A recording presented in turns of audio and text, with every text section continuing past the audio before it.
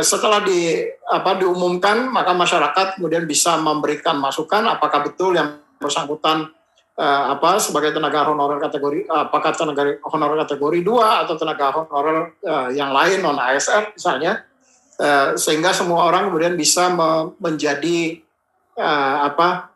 mata bagi pemerintah untuk memastikan tidak ada data-data atau data-data siluman yang tiba-tiba dimasukkan padahal yang bersangkutan kemudian tidak menjadi tenaga honorer di situ.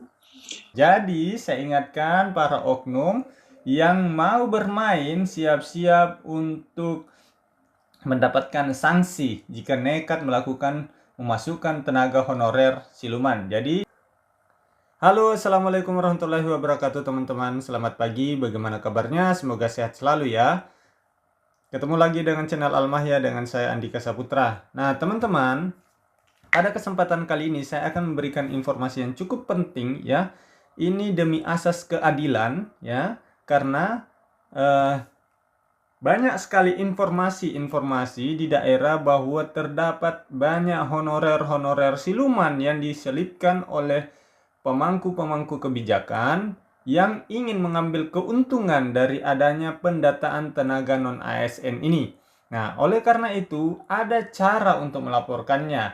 Alhamdulillah dari pihak BKN memberikan fasilitas untuk memberikan laporan untuk uji publik kepada instansi yang telah melakukan pendataan tenaga honorer. Jadi publik bisa menilai, publik bisa melaporkan tenaga honorer siluman jika memang terdapat tenaga honorer siluman yang diselipkan oleh orang-orang yang tidak bertanggung jawab ya teman-teman. Oke, simak cara melaporkannya karena tentu pasti teman-teman mengetahui banyak sekali kejadian ini terjadi di daerah masing-masing. Oke, tetapi sebelum lanjut ke pembahasan, teman-teman silakan subscribe channel ini untuk terus mendapatkan update seputar penerimaan CASN, baik itu P3K maupun CPNS, dan juga update soal-soal yang selalu kami bagikan setiap hari Sabtu dan Minggu ya teman-teman.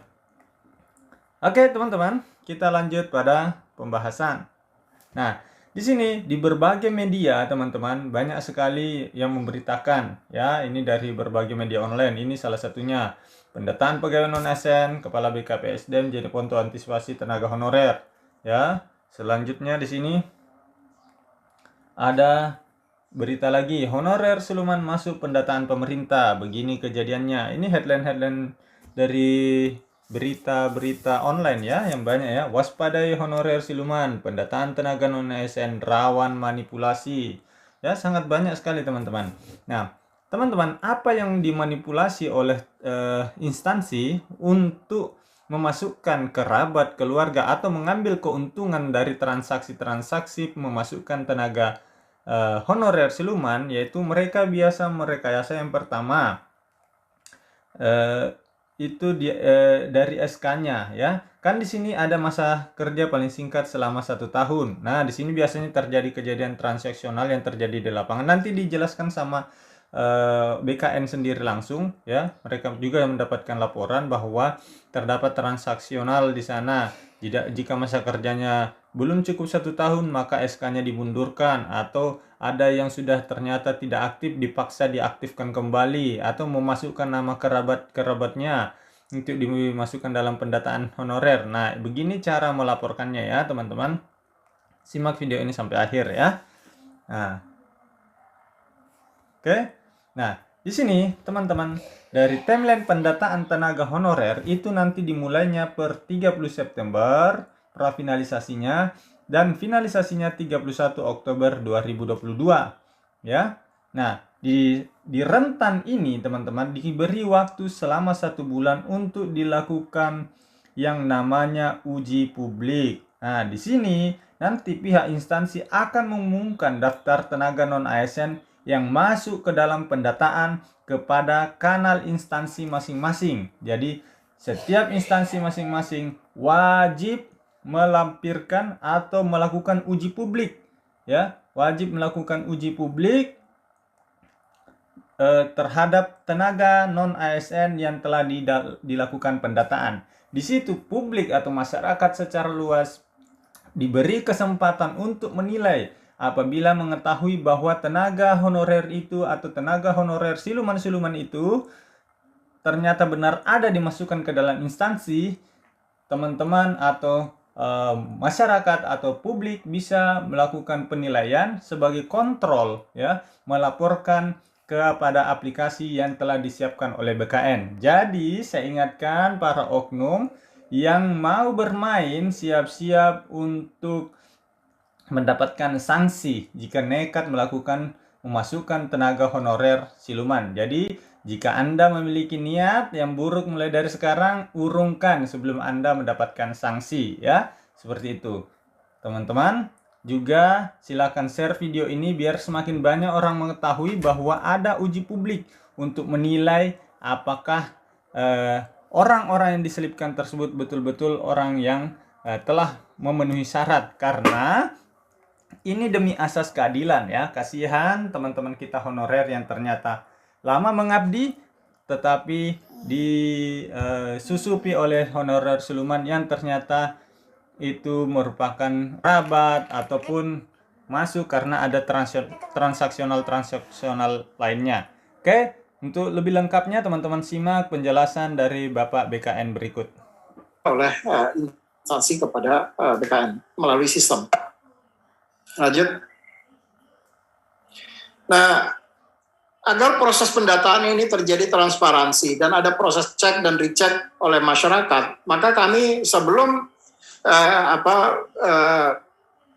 instansi melakukan finalisasi terhadap data yang dimasukkan di dalam pendataan, maka instansi tadi wajib untuk melakukan mengumumkan siapa saja tenaga honorer tenaga non ASN yang didata di dalam dan masuk ke dalam database pendataan tenaga non ASN ini. Dan setelah diumumkan, maka masyarakat kemudian bisa memberikan masukan apakah betul yang bersangkutan sebagai tenaga honorer kategori apakah tenaga honorer kategori 2 atau tenaga honorer yang lain non ASN misalnya, sehingga semua orang kemudian bisa menjadi mata bagi pemerintah untuk memastikan tidak ada data-data atau data-data siluman yang tiba-tiba dimasukkan padahal yang bersangkutan kemudian tidak menjadi tenaga honorer di situ. Nah, transparansi ini kemudian diberikan, batas waktunya diberikan selama 1 bulan. Jadi setelah proses pendaftaran itu prafinalisasi di sekitar tanggal 30 September, kemudian ada proses transparansi yang kita harapkan dilakukan oleh semua instansi, melakukan uji publik kepada semua instansi terhadap data-data yang sudah mereka sampaikan melalui mekanisme atau di sistem pendaftaran ini. Transparansi ini tentu saja penting karena bagaimanapun juga tadi kalau teman-teman lihat di dalam surat Menpannya, di situ dikatakan bahwa kepala unit kerja atau satuan unit kerja itu bisa melakukan pengangkatan atau yang mereka angkat kemudian bisa didata di dalam sebagai tenaga non ASN ini. Padahal kemudian yang bertanggung jawab terhadap data tadi adalah PPK, Pejabat Pembina Kepegawaian. Maka uji publik tadi itu adalah maksudnya untuk melindungi PPK supaya informasi yang disampaikan itu betul-betul adalah data yang sebenarnya dan tidak ada data yang kemudian di make up sedemikian rupa seolah-olah yang bersangkutan adalah orang yang berhak untuk dilakukan pendataan. Nah, transparansi ini kemudian kami hadirkan untuk melakukan memastikan bahwa tidak ada data-data yang masuk tidak sesuai dengan surat Menpan 1511 tadi. Lanjut. Demikian Pak Karo beberapa hal yang dapat saya sharing terkait dengan mekanisme pendataan. Nah, demikian ya teman-teman. Silakan teman-teman atau silakan masyarakat secara umum melakukan audit, melakukan kontrol terhadap pendataan honorer yang dilakukan tiap instansi. Jangan sampai ini terjadi sebuah ketidakadilan di setiap instansi masing-masing. Jadi mari kita kontrol sama-sama Ya, teman-teman, buktikan. Kalau memang ada yang siluman, ya silakan. Kalau memang teman mau laporkan, silakan laporkan ya. Kalau tidak, ya terserah, itu hak Anda juga ya. Seperti itu. Sekian, terima kasih. Semoga ini bermanfaat. Oh ya, satu lagi bagi teman-teman yang mau belajar soal-soal terupdate terkait dengan P3K, kami memiliki buku ini ya. Buku ini berisi soal-soal terupdate ya. Karena nanti pasti akan ada seleksi, proses tes, maka teman-teman perlu belajar. Silakan miliki buku ini dengan cara klik link yang ada di bawah untuk mendapatkan buku ini. Ya. Sekian, terima kasih. Assalamualaikum warahmatullahi wabarakatuh.